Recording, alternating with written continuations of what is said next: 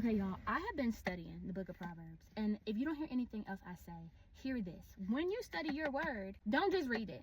Study it. Break down word for word, especially in the Greek and Hebrew, okay? There's so many wonderful things that will be revealed if you would just understand its true and its original meaning and context, okay? Right now I'm on chapter 5, and y'all, chapter 5 is so profound, and it speaks to sexual morality and a lot of the things that we have going on nowadays that has so many people in a stronghold.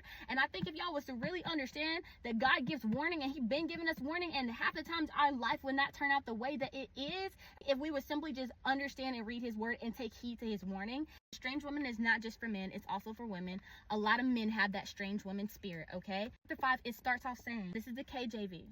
It says, my son, attend to my wisdom and bow thine ear to my understanding. Y'all, when it says bow your ear to understanding, when you look up the word bow in the original Hebrew, it means yes to bow, but it also means to extend yourself. It means go beyond you, humble yourself, bow down to what the Lord is saying. So that means get to a place where you can understand what the Lord is trying to speak to you. Bow yourself, bow your ear to humble yourself to the place where you can hear what the Lord is trying to say, okay? 5, it says, but her feet go down to death and her steps take hold of hell.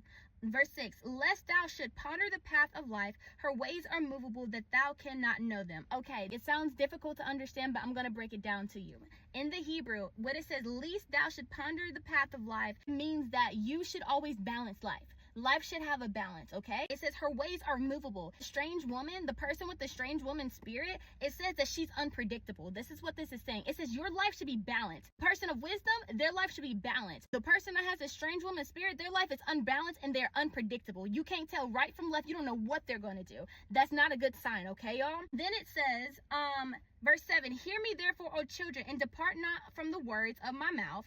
It says, verse 8, remove thy way far from her and come not nigh the door of her house. Don't even try to come near her house. Y'all know if somebody's good for you or right for you or not, okay? Don't let lust swallow you up. Don't let lust swallow you up, because listen, it says this.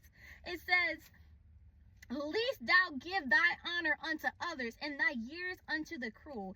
When it says least thou give thine honor unto other, it means your splendor and it means your majesty. If you knock on the door, if you entangle yourself with the person that has this strange woman spirit, your honor will be depleted from you. As that your honor will be taken from you, and your years will be cruel. Your years on this life will be cruel, because you ever seen somebody that got into a bad relationship and they were once full of joy, full of life, full of spark, and a few years later,